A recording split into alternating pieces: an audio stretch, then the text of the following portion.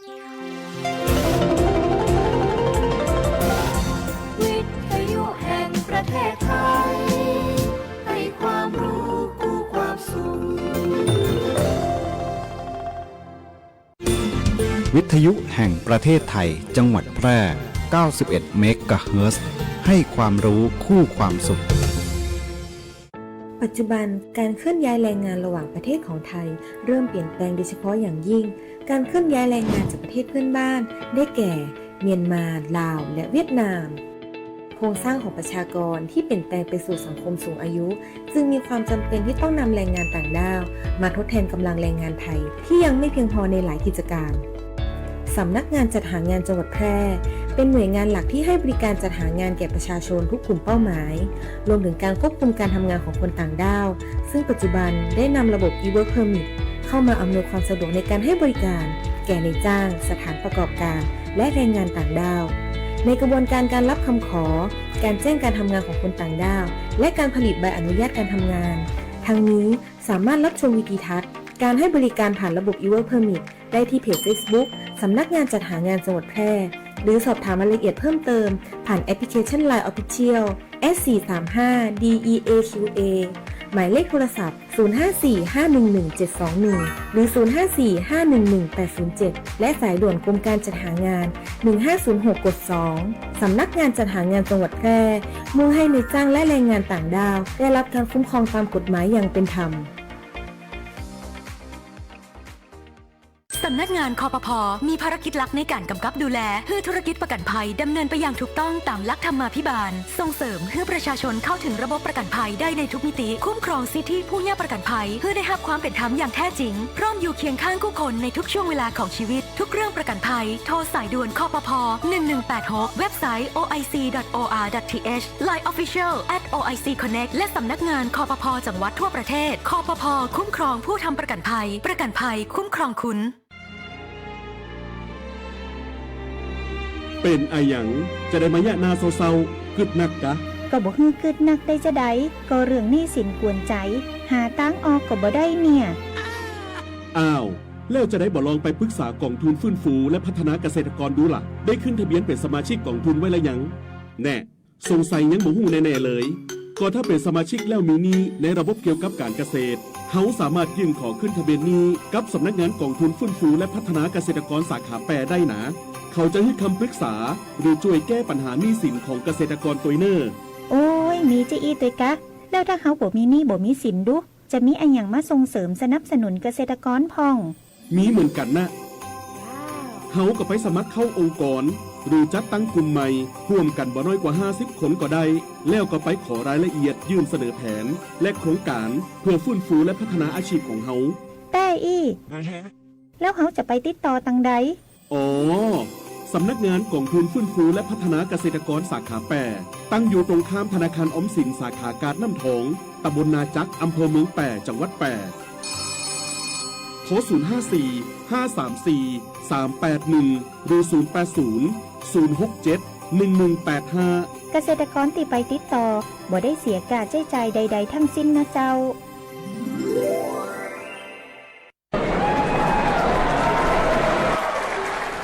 เฮ้ยลาบหมูดิบจานนี้เด็ดมากเลือดข้นๆเลยลองชิมดูหรอพี่แต่ช่วงนี้เขาเตือนเรื่องโรคไข้หูดับกันเยอะนะกินดิบๆแบบเนี้ยกลัวหูหนวกกลัวตายอะพี่โธ่กินมาตั้งนานไม่เห็นเป็นไรดื่มเหล้าเข้าไปก็ฆ่าเชื้อแล้วหยุดความคิดนั้นครับมะนาวหรือเหล้าขาวไม่สามารถฆ่าเชื้อไข้หูดับได้เชื้อแบคทีเรีย Streptococcus suis ในหมูดิบเลือดดิบหรือแผลที่สัมผัสหมูสดสามารถทำให้เกิดเยื่อหุ้มสมองอักเสบติดเชื้อในกระแสเลือดจนหูหนวกถาวรหรือเสียชีวิตได้ในไม่กี่วันข้อมูลจากกองระบาดวิทยาพบผู้ป่วยและผู้เสียชีวิตอย่างต่อเนื่องทุกปี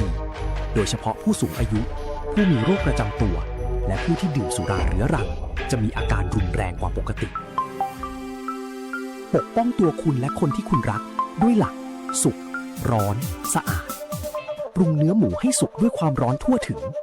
แยกอุปกรณ์มีดเขียงตะเกียบสำหรับหมูดิบและหมูสุก และสวมถุงมือทุกครั้งที่ต้องหยิบจับเนื้อหมูสด เลิกกินดิบเพื่อชีวิตที่ปลอดภัย ด้วยความปรารถนาดีจากสำนักงานป้องกันควบคุมโรคที่ 1 เชียงใหม่ กรมควบคุมโรค กระทรวงสาธารณสุข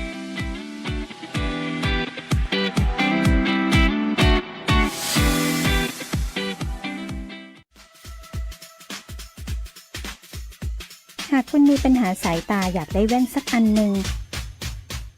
ไว้ตอบแชทตอบไลน์งานด่วนใส่ขับรถไปทำงานไปท่องเที่ยวดูแผนที่ปักหมุดหาจุดหมายปลายทางหรือต้องการใช้เลนโปรเกรสซีฟไว้มองไกลมองกระจกซ้ายกระจกขวา The World of Opticon เราเข้าใจถึงปัญหาสายตาของคุณดีวัดสายตาแม่นยำโดยทัศนศาสตร์ด้วยประสบการณ์กว่า 40 ปี The World of Opticon ช่วยคุณได้ตัวแทนจำหน่ายแว่นตานาฬิกาพร้อมบริการหลังการขายมาเลยที่ The World of Opticon มุมแยกกาดน้ำทองถนนภูเก็ตตำบลนาจักอำเภอเมืองแพร่จังหวัดแพร่โทร 0819520545 ขับขี่ปลอดภัยเมืองไทยไร้อุบัติเหตุด้วยความปรารถนาดีจากสถานีวิทยุกระจายเสียงแห่งประเทศไทยจังหวัดแพร่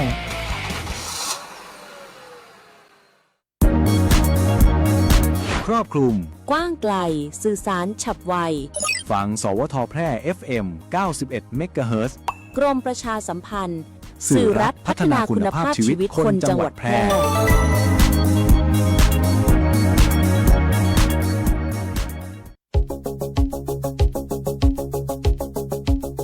ข่าวสารฉับไวใกล้ตัวบริการทันใจร่วมแรงร่วมใจงานบ้านงานบุญประกวดราคาโปร่งใสและติดตามสภาพอากาศประจำวันโดยทีมข่าวสวทแพร่ FM 91 เมกะเฮิรตซ์สถานีข่าวดีของประชาชนคนเมืองแพร่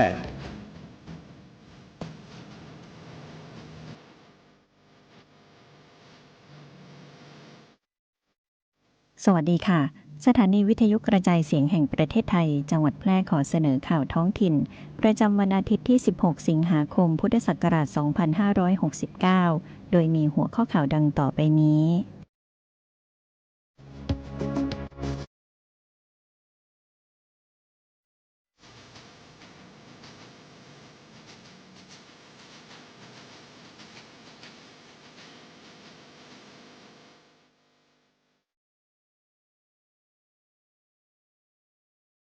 จังหวัดแพร่ประชุมขับเคลื่อนและยกระดับมาตรการความปลอดภัยในสถานศึกษาตามแผนเร่งด่วน 90 วัน มุ่งสร้างสถานศึกษาปลอดภัยครอบคลุมทุกพื้นที่ มูลนิธิเจ้าหลวงพีริยเทพวงศ์ขอเชิญชวนสั่งจองเหรียญที่ระลึกเจ้าหลวงพีริยเทพวงศ์เจ้าผู้ครองนครแพร่องค์สุดท้ายรัฐบาลชี้แจงไทยช่วยไทยเพิ่มทุนดอกเบี้ยคนละครึ่งไม่ใช่การแจกเงินประชาชนโดยตรงแต่เป็นการเพิ่มโอกาสในการเข้าถึงแหล่งเงินทุนลดการพึ่งพาหนี้นอกระบบอธิบดีกรมปกครองขานรับข้อสั่งการของนายกรัฐมนตรีสั่งด่วนนายทะเบียนทั่วประเทศคุมเข้มอาวุธปืนทั้งระบบเร่งปรับกฎหมายภายใน60 วันต่อไปเป็นรายละเอียดของข่าวค่ะ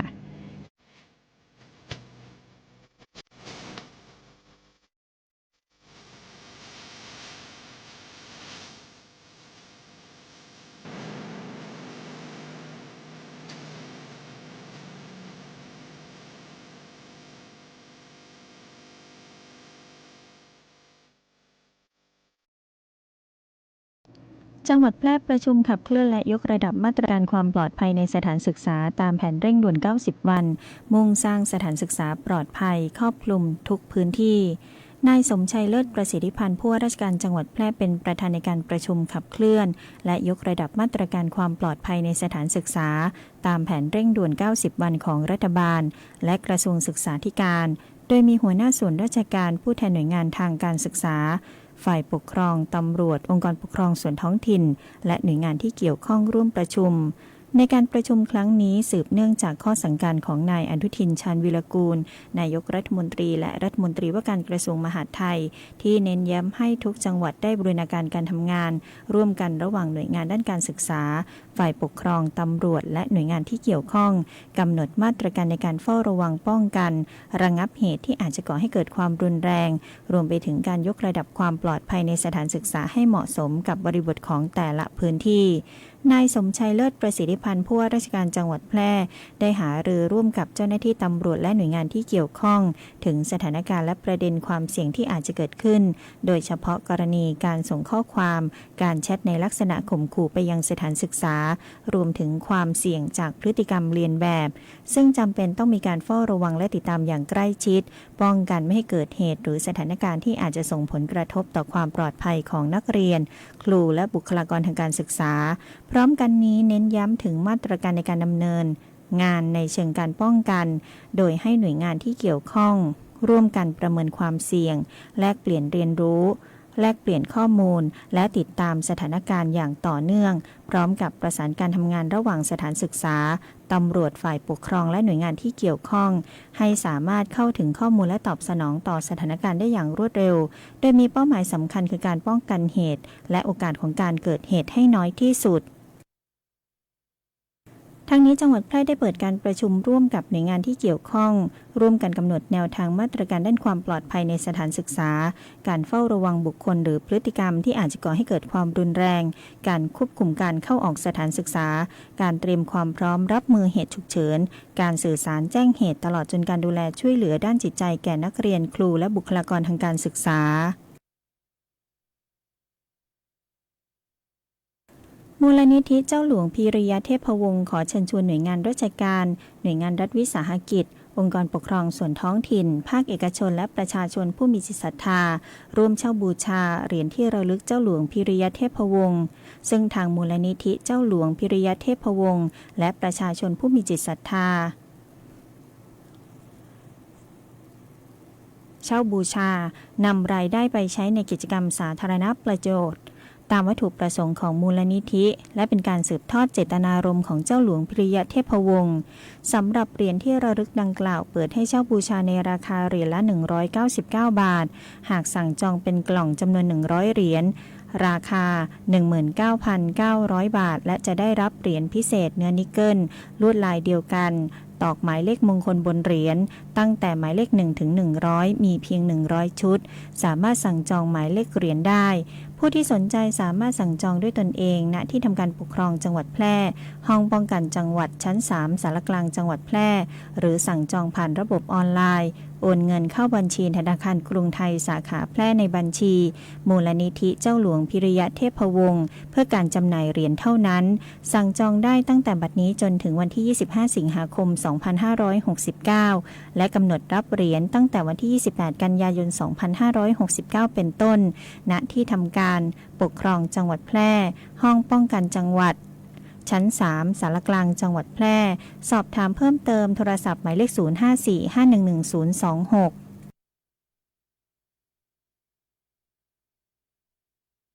รัฐบาลชี้แจงไทยช่วยไทยเพิ่มทุนดอกเบี้ยคนละครึ่งไม่ใช่การแจกเงินประชาชนโดยตรงแต่เป็นการเพิ่มโอกาสให้เข้าถึงแหล่งเงินทุนลดการพึ่งพาหนี้นอกระบบจัดสรรเงินผ่านกองทุนที่จดทะเบียนนิติบุคคลทั่วประเทศ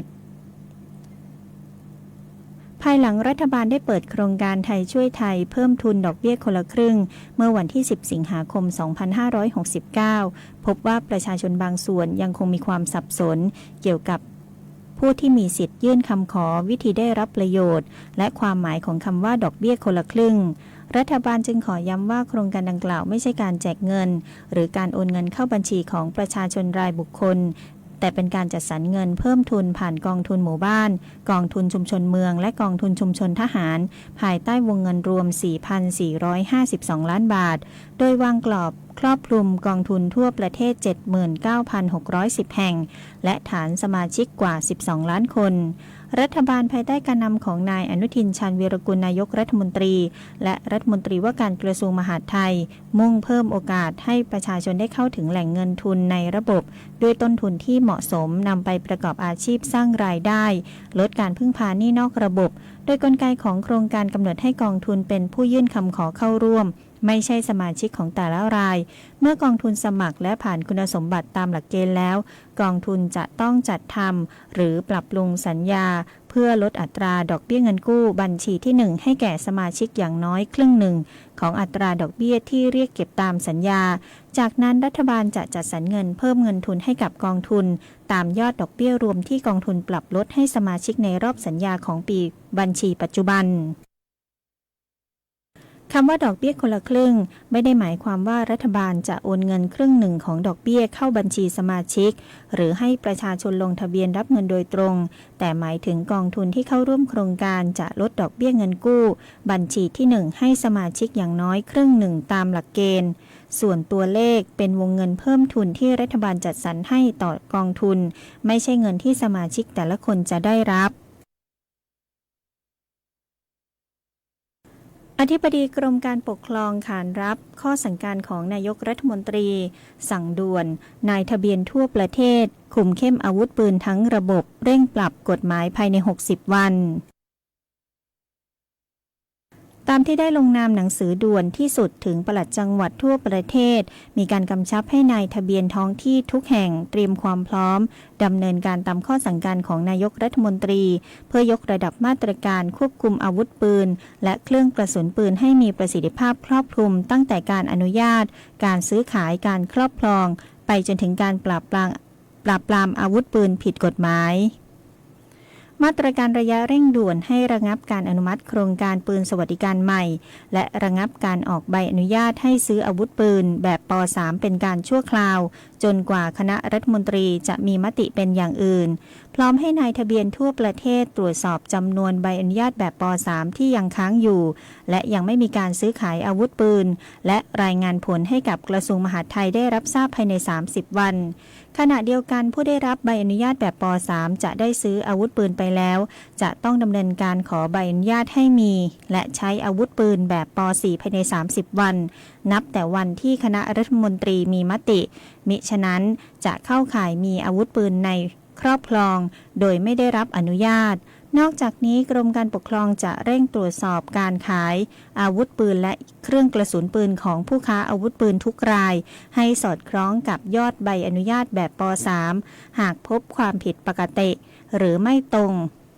จะดำเนินคดีอย่างเฉียบขาดพร้อมกับประสานกรมสรรพากรตรวจสอบหลักฐานการเสียภาษีของผู้ประกอบการด้วยสำหรับสนามยิงปืนกรมการปกครองจะร่วมกับสำนักงานตำรวจแห่งชาติและการแข่งขันขออภัยค่ะและการกีฬาแห่งประเทศไทยตรวจสอบยอดเครื่องกระสุนปืนที่อยู่ในความครอบครองของสนามยิงปืนทุกแห่งว่าเป็นไปตามกฎหมายหรือไม่หากพบการกระทำผิดและดำเนินคดีอย่างจริงจังพร้อมตรวจสอบด้านภาษีเช่นเดียวกันขณะเดียวกันฝ่ายปกครองและสำนักงานตำรวจแห่งชาติจะเร่งปราบปรามอาวุธปืนเถื่อนหากพบผู้กระทำผิดจะดำเนินการตามกฎหมายและข้อเสนอให้ศาลพิจารณาโทษขั้นรุนแรงมาตรการระยะยาวมอบหมายให้กระทรวงมหาดไทยได้เสนอปรับปรุงพระราชบัญญัติอาวุธปืนเครื่องกระสุนปืนวัตถุระเบิดดอกไม้เพลิงและสิ่งเทียมอาวุธปืนพุทธศักราช 2490 ให้สอดคล้องกับสถานการณ์ปัจจุบันนำระบบเทคโนโลยีและระบบอิเล็กทรอนิกส์มาใช้ในการอนุญาตการซื้อขายอาวุธปืนทุกขั้นตอนเชื่อมโยงกับข้อมูลของกรมศุลกากรและกรมสรรพากรตลอดจนเพิ่มมาตรการจัดเก็บอัตลักษณ์อาวุธปืนยกระดับการควบคุมการค้าอาวุธปืนและกำหนดความรับผิดชอบของผู้ค้าอาวุธปืนต่อความปลอดภัยของสังคมรวมถึงเพิ่มบทลงโทษให้กับผู้กระทำความผิดโดยให้เสนอร่างกฎหมายฉบับแก้ไขภายใน60วันนอกจากนี้ยังมีแนวทางในการกำหนดให้มีใบอนุญาตใช้อาวุธปืนแบบป.4 ต้องต่ออายุทุก5ปีรวมทั้งเพิ่มมาตรการการควบคุมการซื้อขายเครื่องกระสุนปืนของผู้ค้าอาวุธปืนและสนามยิงปืนให้รอบคอบและรัดกุมอย่างยิ่งขึ้นโดยให้มีการตรวจสอบยอดจำหน่ายเทียบกับสินค้าคงคลังเป็นรายวันเจ้าน้ำตาลพิซซ่าคณะน่ะเจ้า ขอเชิญชวนฮีโร่เจ้าประจำตีสัญญาว่าจะมาบริจาคเลือดตึง3 เดือน และคนตีมาบริจาคเตือแรกอยากให้อยู่ด้วยกันเป็นหมื่นๆส่วนคนตีหายไปหมู่เฮายังรอคุณปิกมาหาเสมอเนอะเจ้าสำหรับไผ่ที่ยังบ่เคยบริจาคเลือดมาลองเป็นผู้ฮื้อและมาเป็นครอบครัวเดียวกันเนอะเจ้าเพราะทุกวินาทีคือโอกาสช่วยชีวิตการฮื้อเลือดเลยเป็นเรื่องที่รอวันผูกบ่ได้ติดตาม Gift But Now ฮื้อเลือดฮื้อได้ฮื้อเลยได้ทุกแพลตฟอร์ม Official ของศูนย์บริการโลหิตแห่งชาติสภากาชาดไทยเจ้า กลับมาแล้วเดี๋ยวก่อนเปิดให้เลี้ยงขนมหวานเบเกอรี่เครื่องดื่มรสหวานลดน้ำตาลเลี้ยงอาหารทอดลดอาหารที่มีกะทิเลือกใจน้ำมันให้เหมาะสมงดน้ำมันหอดซ้ำเลี่ยงน้ำจิ้มอาหารสำเร็จรูปลดขนมครบเคี้ยวลดการซดน้ำแกงกินก่อนปรุงลดการปรุงรสและที่สำคัญอ่านฉลากโภชนาการก่อนซื้อทุกครั้งกินหวานมันเค็มเพื่อพอดีสุขภาพดีห่างไกลโรคเจ้าด้วยความห่วงใยสำนักงานประชาสัมพันธ์ตี 3 กรมประชาสัมพันธ์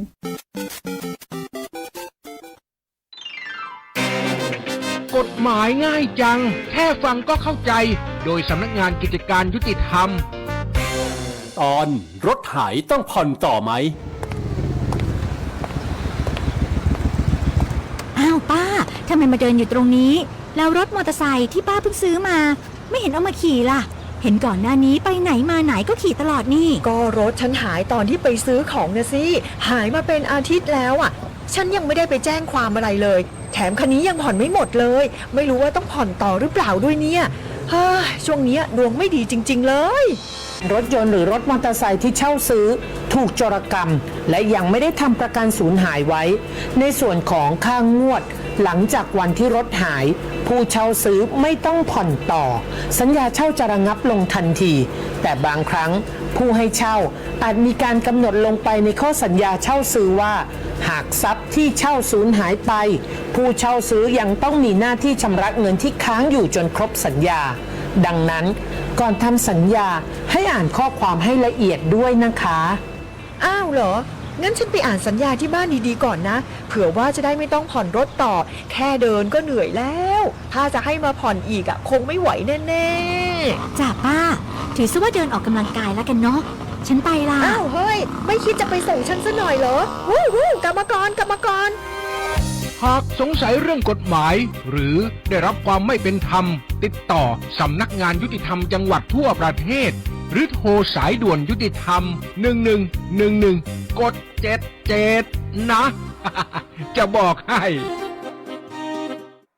มาติดตามประกาศจากกรมอุตุนิยมวิทยาค่ะประกาศกรมอุตุนิยมวิทยาเรื่องฝนประเทศไทยตอนบนมีผลกระทบในช่วงวันที่ 18 ถึง 21 สิงหาคม พุทธศักราช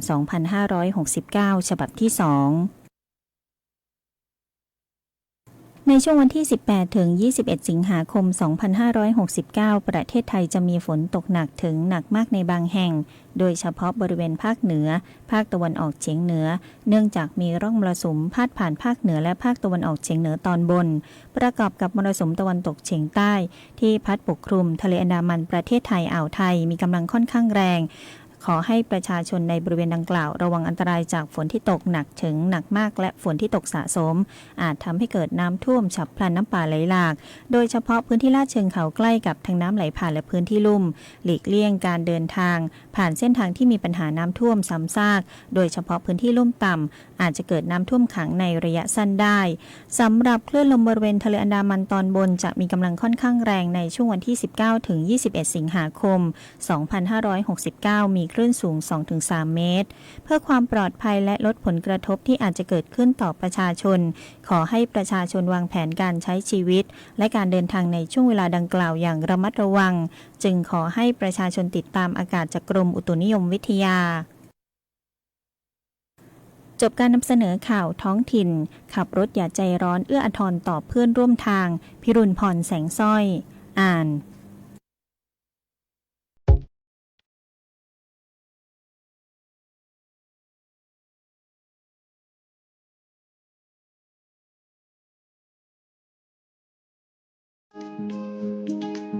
สินเชื่อสวัสดิการเป็นสินเชื่อเพื่อที่อยู่อาศัยสำหรับลูกค้าสวัสดิการที่หน่วยงานทำข้อตกลง โครงการสวัสดิการเงินกู้ที่อยู่อาศัยประเภทไม่มีเงินฝากกับธนาคารไม่ว่าจะซื้อที่ดินปลูกสร้างอาคารต่อเติมซ่อมแซมไถ่ถอนจำนองที่ดินซื้ออุปกรณ์สิ่งอำนวยความสะดวกเพื่อประโยชน์ในการอยู่อาศัยหรือจะกู้เพิ่มผ่อนชำระไม่น้อยกว่า3ปีและไม่เกิน40ปีโดยอายุผู้กู้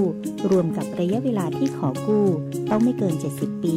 อัตราดอกเบี้ยตามเงื่อนไขที่ธนาคารกำหนดสนใจติดต่อได้ที่ธนาคารอาคารสงเคราะห์ใกล้บ้านแอดไลน์ GHB Buddy หรือโทร 054 621 490-5